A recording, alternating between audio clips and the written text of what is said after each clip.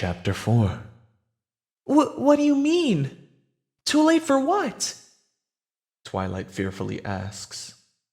Eerie Deliri has done this to you, hasn't he?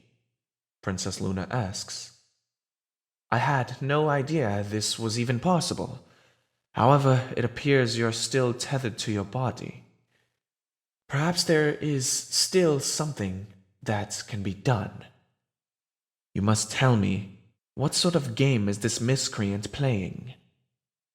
He told me that I have until sunrise to scare one of my friends. Otherwise, I'll be a ghost. Forever, I see. He's truly outdone himself this time.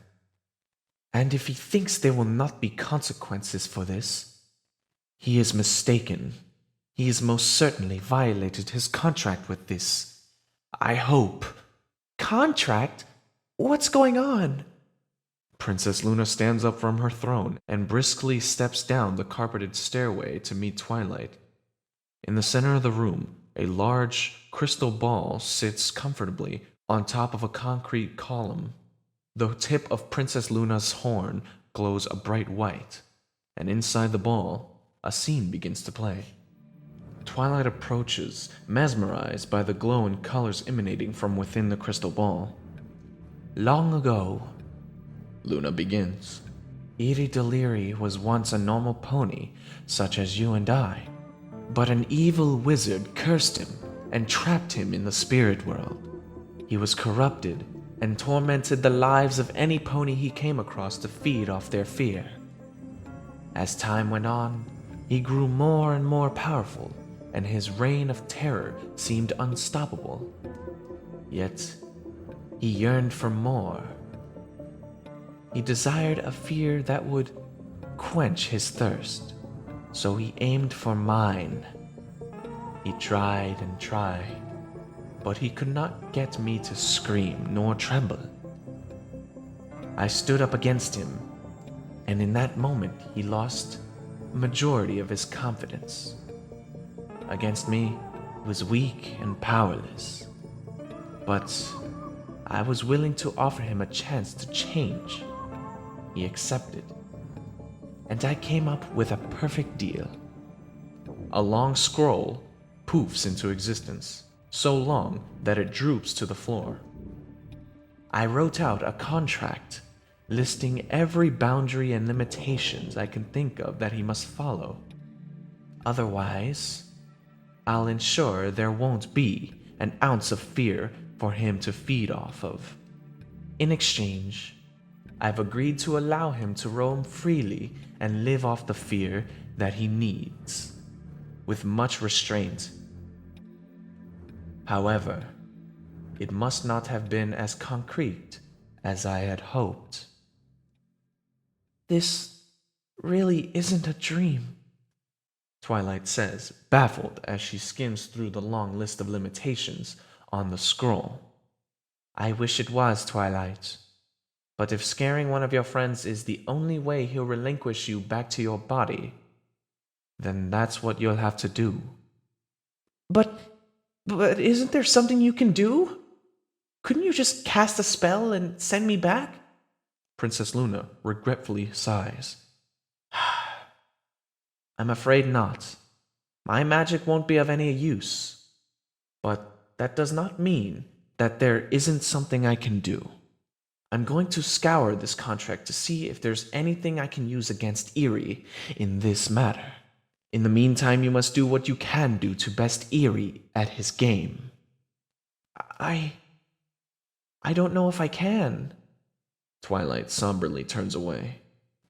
I've already tried scaring Applejack and Rainbow Dash, and I couldn't even get them to jump. Twilight, this is exactly what Eerie is counting on. He's hoping on breaking your spirit, no pun intended, and you cannot let him win. A failure or two doesn't mean you should lose your confidence in yourself. Pick yourself up, go out there, and get that scare for your friends. You're right. I can't just give up on them. Twilight lifts her head confidently. Eerie Deliri won't win, I promise. That's the spirit. Also, no pun intended. Now go, and show him you won't go down so easily. Twilight is engulfed by the fog and is transported to the same spot in the woods before she was summoned by Luna. As the fog clears, Eerie pushes up the ground like a trapdoor, giddy with excitement to see Twilight as the flames roar from behind him. Whew! Sorry I took so long. Eerie apologizes as he climbs out from the ground. Housekeeping never puts things back the way they should after tidying up the joint. Eerie slams the trapdoor shut, once again becoming part of the ground, leaving no trace of it behind. You have housekeepers? Oh yeah, sure. They've got 8 legs and live off molten lava and snakeskin, but they get the job done. Anyway, this is the book I was talking about. Eerie holds out the book to Twilight to examine the cover and read the title. Haunting for Dummies? You betcha. This little gem will be perfect for a beginner ghost such as yourself. So, let's get cracking. This will be very simple, you'll see. Eerie flips through the book until he spots just the lesson he was looking for. Aha! Ethereal transformation and morphing. Clear your head of all things other than what you will yourself to be. And do not be distraught or distracted during the process, otherwise it will fail. So go on. Try to turn yourself into a cockroach. A cockroach? Ugh. Twilight squirms. That's disgusting. Oh, get over it. They're delicious. Full of protein. And they make great pets. Now go. All right. Here goes. Twilight shuts her eyes, and in a flash, she transforms. Well, good try. But you've already done the goose thing. Twilight looks down at herself to find that she has, in fact, taken the form of a goose once again, and is angered. She repeatedly shuts her eyes and continues to try and morph into a cockroach, but only ends up becoming nothing but different species of birds. Her heart races from stress, unsure of what's keeping her from bringing that image of a roach in her mind into reality. Come on, bird brain. Eerie teases. Don't you want to scare your friends? At this rate, you might as well forget about them. In that moment, Twilight realizes what's holding her back. If she's going to succeed, she must ignore that looming thought of never being with her friends again. She takes a moment, wiping her mind clear of all thoughts and worries, despite Eerie's constant badgering. What's the matter? Giving up already? Ugh, and I thought a teeny tiny pest would have fit you best. In another flash, Eerie gasps at the sight of Twilight. She crawls up a tall piece of grass and twitches her long antennae. Huh. Well, it's about time. You were really starting to bug me. But let's see you do it again. How about a pony that isn't you? Instantaneously, she turns into a pony that looks absolutely nothing like her. She raises an eyebrow, cockily glaring at Eerie. Don't get too comfortable, sweetheart. We're not quite done. One transformation after another, and lesson after lesson, Twilight suddenly succeeds with flying colors. Eerie observes as Twilight flies through his lessons as though her ghostly instincts have instantly kicked in. Whatever he throws at her, she manages to pull off. It gets to the point where Eerie closes the book and tosses it over his shoulder. Well, I think you're ready to start doing some real scaring. Eerie rushes to her with a diploma in his hoof and places a graduation cap atop her head. This is the proudest moment of my life. Eerie flashes a camera in her face, disorienting her. I know it was a rough 30 minutes, but you made it. Have you picked out a college yet? No? Good. You think I'm bad? Those college professors give me a real run for my money. Hence why I never went to college. And look how good I turned out. So, how do you feel? I feel spooky. Then let's get a move on. Eerie stomps his hoof on the ground, and a root bursts through the dirt, wrapping around their legs and pulling them down into the ground. They are spit out into a different part of the forest, and both land face first into the grass. They rise up, and Twilight spots Pinkie hopping through the woods. Just a few meters ahead, Twilight turns to Eerie accusingly, to which the offended Eerie looks to her in innocence. What? It's not me this time, I swear. All right, good. Now, how should I approach this?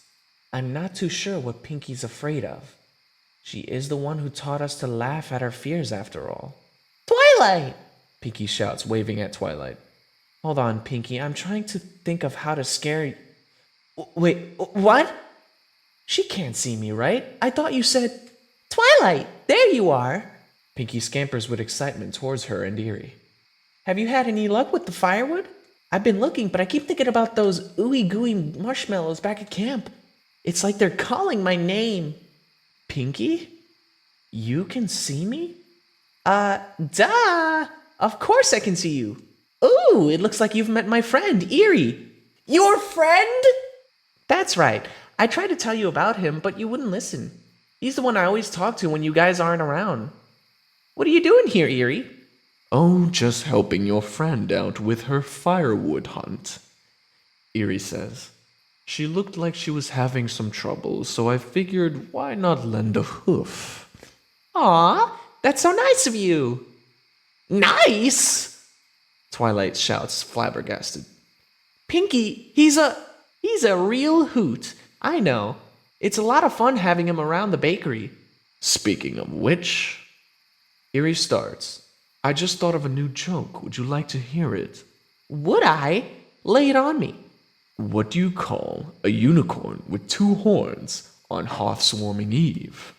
I don't know. What do you call a unicorn with 2 horns on Hearthwarming Eve? A reindeer. Both Pinkie and Eerie burst into laughter, as Twilight can suddenly feel her sanity slipping from the sheer absurdity of seeing the two of them gleefully laugh, coupled with the poor quality of his joke. Eerie, Mrs. Cake and I are going to whip up a whole new batch of chocolate chip vanilla cupcakes tomorrow. Are you going to be there? Sounds like a plan to me, says Eerie. I'll see you there. Sweet. Well, I better get back to getting that firewood. See you guys later. Pinkie, wait! Twilight shouts, but Pinkie takes no notice as she dashes away at full speed. Confused and baffled, Twilight looks to Eerie in disbelief. How? Hey, I never said no pony could see you. Pinkie just happens to have a gift. If I were you, I'd pass on scaring this one. Trust me, I've tried. She is a tough cookie. Eerie laughs, but Twilight is not at all amused. All right, Eerie, get it out of your system. I've still got Rarity and Fluttershy left to scare, and I'm not going to lose. Oh, with an attitude like that, I sure hope you don't. Otherwise... Eerie leans closer, and a snake-like tongue pokes out from his crooked smile. You're going to be very disappointed when you do.